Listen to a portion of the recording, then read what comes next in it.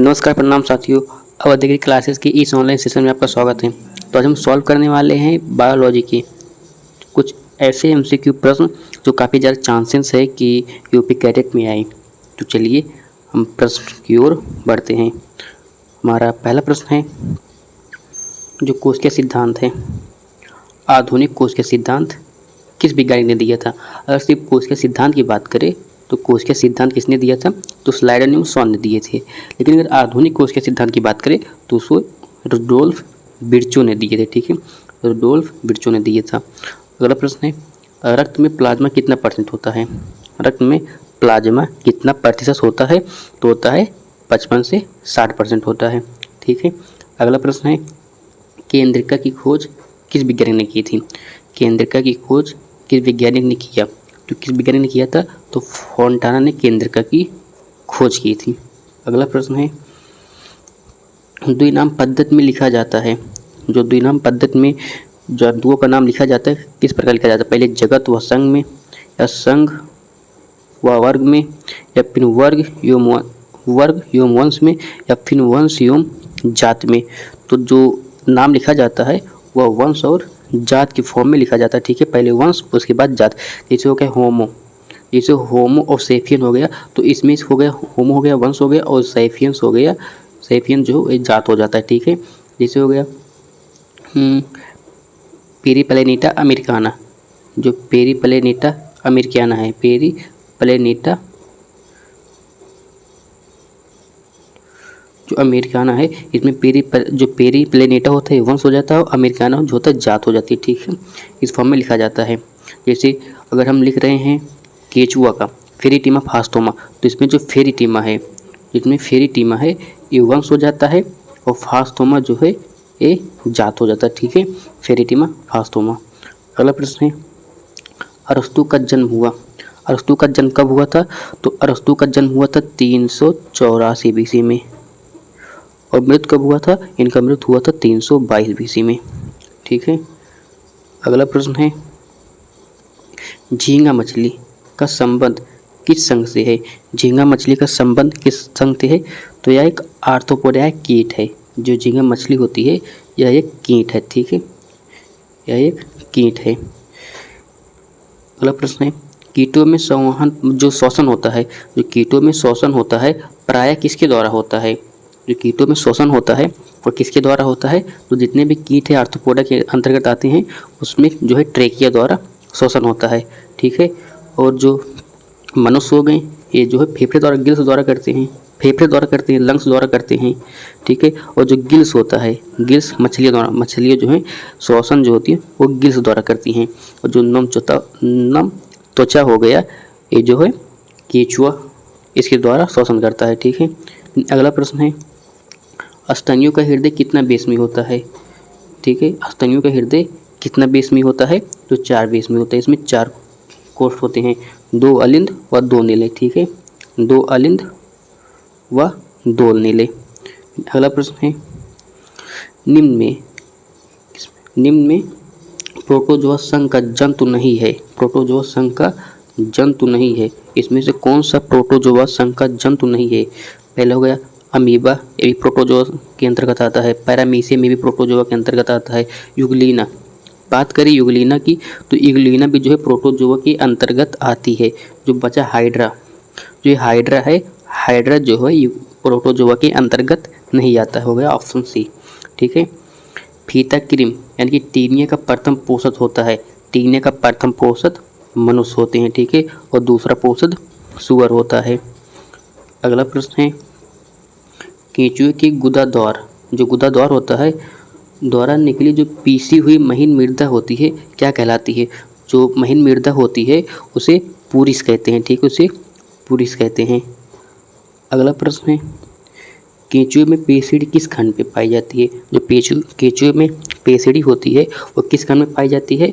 तो केंचुए में पेशिड़ी 9वें खंड में पाई जाती है। ठीक है, केंचुए में पेशिड़ी 9वें खंड में पाई जाती है। अगला प्रश्न है, तिलचट्टा में जो पंख लगे होते हैं किस भाग से लगे होते हैं? जो तिलचट्टा में पंख होते हैं किससे लगे होते हैं? तो वह वक्ष से लगे होते हैं। ठीक है, वक्ष से लगे होते हैं। कितने जोड़ी पंख होते हैं? तो 2 जोड़ी पंख होते हैं। और वक्ष के कितने भाग होते हैं? तो वक्ष के 3 भाग होते हैं।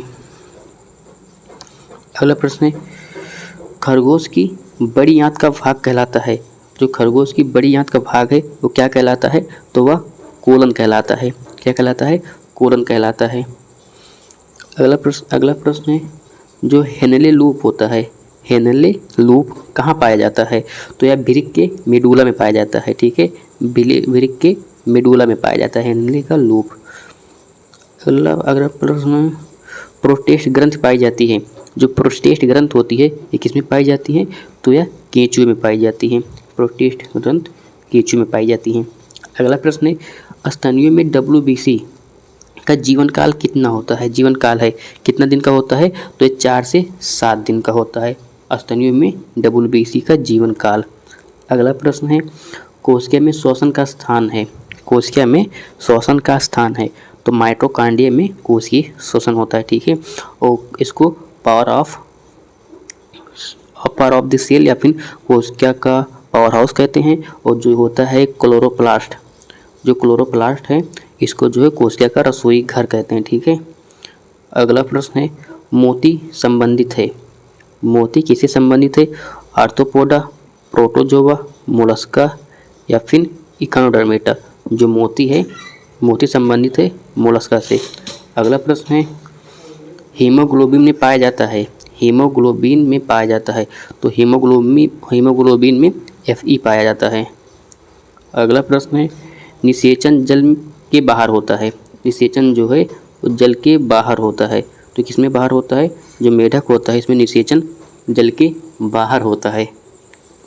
अगला प्रश्न है, यूरिया का संश्लेषण होता है। यूरिया का संश्लेषण होता है किसमें होता है? यूरिया का संश्लेषण यकृत में होता है। अगला प्रश्न है, मधुमक्खी का अध्ययन कहलाता है। मधुमक्खी का अध्ययन कहलाता है तो एपीकल्चर में मधुमक्खी का अध्ययन करते हैं। ठीक है, एपीकल्चर में मधुमक्खी का अध्ययन करते हैं और फिशिकल्चर में मछलियों का, और सेरीकल्चर में रेशम कीट का अध्ययन किया जाता है, और टिश्यू कल्चर में ऊतकों का अध्ययन किया जाता है। ठीक है। अगला प्रश्न है, इनमें से किस अंग को रुधिर बैंक कहा जाता है? किस अंग को रुधिर बैंक कहा जाता है? हृदय को कहा जाता है, यकृत या प्लीहा या फिर फेफड़ा को कहा जाता है? तो रुधिर बैंक किसे कहा जाता है? प्रश्न नंबर 24 का 24 का आप लोग कमेंट में बताना, रुधिर बैंक किसे कहा जाता है। ठीक है। अगला प्रश्न है, लार किस पदार्थ के पाचन में सहायक है? किस पदार्थ के पाचन में सहायक है? तो जो मंड होता है, मंड के पाचन में सहायता करता है लार। ठीक है। अगला प्रश्न है, कोशिकीय सिद्धांत का अपवाद है। जो कोशिकीय सिद्धांत का अपवाद है कौन क्या है? कवक है, विषाणु। जो कोशिकीय सिद्धांत का अपवाद होता है उसे विषाणु कहते हैं। Option B. ठीक है, विषाणु, क्योंकि यह सजीव और निर्जीव के बीच की कड़ी, इसमें कोशिका भी नहीं पाई जाती हैं। चतुर्दीर्घी दशा पाई जाती है। जो चतुर्दीर्घी दशा होती है किसमें पाई जाती है? तो यह क्रूसीफेरिकुल में पाई जाती है। क्रूसीफेरिकुल में चतुर्दीर्घी दशा पाई जाती है। अगला प्रश्न है, हाइपनथोडियम पुष्करम। जो हाइपनथोडियम पुष्करम पाया जाता है किसमें पाया जाता है? तुलसी में कूटचक्करक, गेंदा में हाइपनथोडियम पाया जाता है। ठीक है, गेंदा में हाइपनथोडियम पाया जाता है, तुलसी में कूटचक्करक पाया जाता है। क्लोरोफिल पाया जाता है। क्लोरोफिल में किसमें पाया जाता है? तो शैवालों में क्लोरोफिल पाया जाता है। ठीक है, शैवालों में क्लोरोफिल पाया जाता है। बाकी कवक, जीवाणु व माइकोप्लाज्मा जो है इसमें नहीं पाया जाता है क्लोरोफिल। परिदल, जो परिदल की इकाई क्या होती है? परिदल की इकाई टेपल होती है।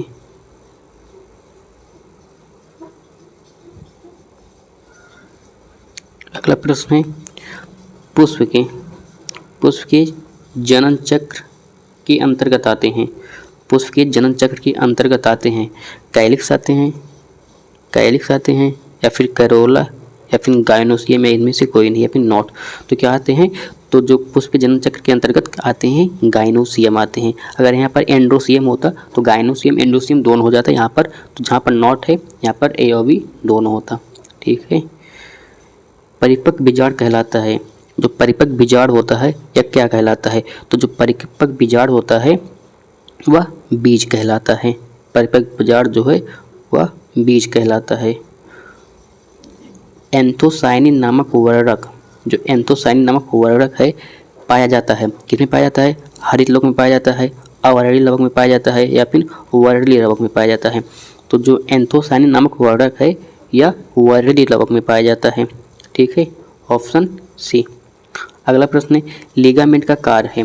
जो लिगामेंट होता है यह हड्डी को हड्डियों से जोड़ता है, तो ऑप्शन बी इसका राइट हो जाएगा। और जो टेंडन होता है वह हड्डी को मांसपेशियों से जोड़ता है, टेंडन। अगला प्रश्न है सीटी पटेल संबंधित है। जो सीटी पटेल है ये किससे संबंधित है? तो ये जो कपास की फसल से संबंधित हैं, कपास की फसल से संबंधित हैं। इन्होंने H4 वैरायटी विकसित की थी 1970 में।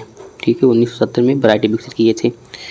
कपास में पाए जाने वाला विषाक्त पदार्थ है तो होता है, क्या होता है? या विषाक्त पदार्थ होता है तो क्या होता है? जो कपास में पाया जाता है तो गोसीपोल पाए जाते हैं, गोसीपोल पाए जाते हैं कपास में विषैला पदार्थ। अगला प्रश्न है विश्व की प्रथम कपास की संकर यानी हाइब्रिड किस्में, अभी मैंने बात किया कि ये बीबी पाल थे, H4 जो किस्म विकसित किए थे। ठीक है, अगला प्रश्न है लिनियस की पुस्तक है, लिनियस की पुस्तक है सिस्टेमा न्यूचुरी। टेक्सोनॉमी के जनक भी लिनियस को कहा जाता है। इनका पूरा नाम कैरोलस लिनियस है, कार्नोवार नीले है इनका पूरा नाम। ठीक है, अगला प्रश्न है पत्तियों के अग्रसिरे से, पत्तियों की अग्रसिरे से जल की हानि कहलाती है। तो जो पत्तियों की अग्रसिरे से जल की हानि होती है उसे बिंदुस्राव या गटेशन कहा जाता है, बिंदुस्राव या गटेशन कहा जाता है। और जो पत्तियों से वाष्प के रूप में हानि होती है उसे वाष्पोत्सर्जन कहा जाता है। वाष्पोत्सर्जन एक आवश्यक बुराई है, इसे किस वैज्ञानिक ने कहा था? तो आप बताना। Venus fly trap, Venus fly trap क्या है? एक जंतु है, एक पादप है, एक ट्रैप है, एक कीटभक्षी पादप है। तो जो वीनस फ्लाई ट्रैप है यह एक कीटभक्षी पादप है। अगला प्रश्न है परजीवी तथा मृतोपजीवी दोनों अवस्था में पाया जाता है। दोनों अवस्था में क्या पाए जाते हैं? तो जो कवक होता है यह परजीवी तथा मृतोपजीवी दोनों अवस्था में पाए जाते हैं। अगला प्रश्न है C4 पौधे में प्रथम CO2 ग्राही होता है। CO2 ग्राही प्रथम कौन होता है? तो पेप होता है, पेप होता है, इसे फास्फोइनॉल पायरुवेट कहते हैं। ठीक है, इसमें पेप होता है। अगला प्रश्न है किसमें मुंडक कैपिटुलम पुष्करम पाया जाता है? जो एस्टरेसी, जितने भी एस्टरेसी कुल के होते हैं उसमें मुंडक पुष्कर यानी कैपिटुलम पुष्करम पाया जाता है। अगला प्रश्न है सुपारी के फल का प्रकार है, सुपारी के फल का प्रकार वेरी होता है। अगला प्रश्न है एजोला है, एजोला है ये क्या है? एजोला एक जलीय जंतु है, जलीय मांस है, जलीय फर्न है या फिर लाइकेन है? तो एजोला होता है, एजोला एक जलीय फर्न है। ठीक है, एजोला एक जलीय फर्न है। अगला प्रश्न है दोहरी कला डबल मेम्ब्रेन, दोहरी कला या डबल मेम्ब्रेन नहीं पाई जाती है, किसमें नहीं पाई जाती है? केंद्रक में, माइटोकॉन्ड्रिया में, लवक में या फिर राइबोसोम में। तो जो माइटोकॉन्ड्रिया और लवक हैं ये दोनों दोहरी झिल्ली युक्त संरचना है, लेकिन जो राइबोसोम होता है यह जो है कोशिका विहीन जो है, मतलब केंद्र झिल्ली विहीन कोशिका माना जाता है। जो राइबोसोम होता है झिल्ली विहीन कोशिका से माना जाता है। ठीक है, तो हो गया ऑप्शन डी। अगला प्रश्न है नारियल का खाया जाने वाला भाग क्या है? नारियल का खाया जाने वाला भाग क्या है? तो वह एंडोस्पर्म होता है, एंडोस्पर्म या फिर भ्रूणपोष होता है। और नारियल का फल का प्रकार ड्रूप होता है। अगला प्रश्न है वान हेल्मोट, जो वान हेल्मोट थे ने किस पौधे पर प्रयोग किया था? किस पौधे पर प्रयोग किया था? तुलसी पे, सहतूत पे, क्लोरेला पे या फिर बिलो पे? तो इन्होंने बिलो पर प्रयोग किया था। अगला प्रश्न है निम्न में कौन सा प्रतीक मादा पुष्प का है? तो बी वाला जो 0 नीचे सिंबल है प्लस का ये मादा पुष्प का है, बाकी ये जो है नर का है। अगला प्रश्न है लाइकेन किसका समूह है? लाइकेन किसका समूह है? तो शैवाल व कवक के बीच की कड़ी कहा जाता है। और मतलब शैवाल विज्ञान के जनक तो पीए माइकेली हैं। पीए कवक विज्ञान के जनक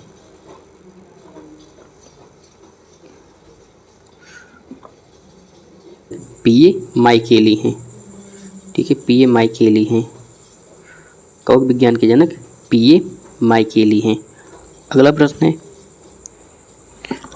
अगर किस शैवाल से प्राप्त होता है, अगर किस शैवाल से प्राप्त होता है तो जिलेडियम नामक लाल शैवाल से प्राप्त होता है। और जो आयोडीन होता है वो लिमिनेरिया नामक भूरे शैवाल से प्राप्त होता है।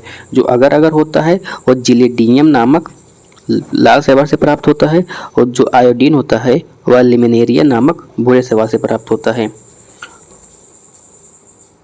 अगला प्रश्न है, क्लोरेलिन जो क्लोरेलिन होता है प्राप्त होता है तो क्लोरेला नामक शैवाल से क्लोरेलिन जो है प्राप्त किया जाता है।